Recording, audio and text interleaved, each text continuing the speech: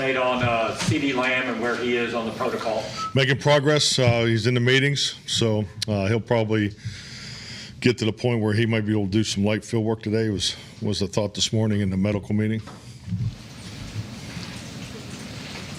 Tyron Smith be pretty much limited in practice today, or? No, he'll be part of the practice. You know, it's not going to be we'll be in helmets today and kind of a run-through type practice, so he'll participate. Are there rules for tight ends defensively when you guys go against them that are kind of carry over, or Waller and Kelsey just not guys that you can kind of compare and say, okay, this worked or didn't work with Kelsey, let's try this with Waller? I'm sorry, you said rules or? Yeah, the rules that you guys for tight ends that carry over week to week when you face top tight ends. Well, I think, you know, anything, you always start with the personnel matchups. I mean, that's the first thing that's presented in the offense and defense and special teams meeting. It's, you know, it's part of our team meeting, the player profiles. So, I mean, you're always looking at the characteristics, skill set, and how they apply to, you know, how you build the game plan. So, yeah, I think there's definitely carryover. I mean, if you look at, you know, the impact that, you know, Kelsey has on the Kansas City offense, and it definitely carries over this week, absolutely. What do you see from Max Crosby? Well, I mean, you know, I think both ends are, you know, definitely, you know, able to generate pressure in a four-man rush. So I think it's a, you know, a big primary focus of, you know, how their defense is played. You know, the ability to, I mean, it's a gap defense in the integrity of the discipline of it, but they're definitely high energy, you know, and we're obviously cognizant of our last game and, you know, the production that Kansas City had with their rush, you know, their four-man rush. So definitely a primary focal point for us offensively. You talked about some of your quality control guys getting a head start on planning for a game like this, but what changes most in your game or plan installation on a short week? Well, I think you have to be in tune with, you know, the practice reps. I think the new wrinkles, you know, the scheme specific, particularly situation specific situations. I mean, you always, you know, put things together situationally. I think we talked about this yesterday. I think you know, it's always been my history. You may carry a little more the week before because you're looking, because every week there are common concepts or similar schemes that are done situationally in the offensive defense and even, you know, in the coverage and return aspects of special teams. So, you know, anything you can carry over, you look for those opportunities. But, you know, really the biggest focus for us, you know, because I feel like the coaches did an excellent job of being ready for the, you know, the scheme introduction and the tilts is, you know, it's an uncommon opponent. You know, we haven't played against the Raiders in quite some time. There's, you know, a lot of players haven't played against each other. So, you know, our challenge is to really be on top of the video and have a clear understanding of who they're playing, how they play Thursday. Kelvin Joseph be back?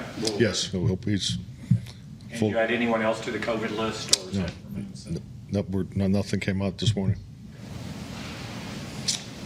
What has changed in your COVID protocols with some of the heightened? With COVID, what was the last part? Matt, you said masks indoors, but what else has changed in terms of the biggest thing is the mask. I mean, the league protocols are effective, I think, starting Thursday. So we started yesterday. We just feel like we should get in front of this, and being on a short week, and you just want to get a little head start. You were saying last week to check back with you, but I mean, you had such a short time to get ready here, but you want to acknowledge what happened with Marcus Paul last year. So how will you handle that this week? Definitely. We celebrated Marcus this morning in a team meeting, so had an opportunity to talk to the team, and I think, you know, from my perspective, you know, we want to make sure, you know, his legacy carries on, and it's important to all of us. But, you know, we have 84 players in the locker room. And, you know, 40 of the players were not here last year. So I clearly just wanted, I was talking more to the new players, you know, just to understand who he was and what he's meant to us. You often have players get up and talk to the teammates too. Did you do that today and have your former guys? I mean, I'll be honest with you. It was, you know, I think those are better questions for the players. You know, I'll let them speak on it. We celebrate Marcus. What about Marcus and just the way he lived and the way his presence was felt here was most to celebrate? I mean, I think when you look at Marcus, as far as his professional career, bless you, his professional career, and that's really going back to speaking to the men that were not part of our program last year. He was an extremely successful, player and coach in this league, and as the stories are being told and the memories are being shared, football never comes up. I mean, the first thing when you talk about Marcus Paul, you talk about his faith, you talk about his family, and you talk about his fatherly presence that he had to the players. So, and I think that's really, a big part of our message. When you want to celebrate somebody, and he's part of the building blocks of our culture. We talk about culture, and that was part of my connection to him. I didn't know Marcus; I only knew him, frankly, less than a year. But during the interview process, the belief that he had in the players that were here, the focus on the locker room, keeping it about the development of the players, that was my connection to him, and I felt that, it's not always about, how you do the strength and conditioning, because obviously I had an excellent program in place. It was more about the person, and he exemplified that to the highest level. So, and we just want to make sure our team, particularly our locker room, has an understanding that he's part of the foundation of what we got going on here.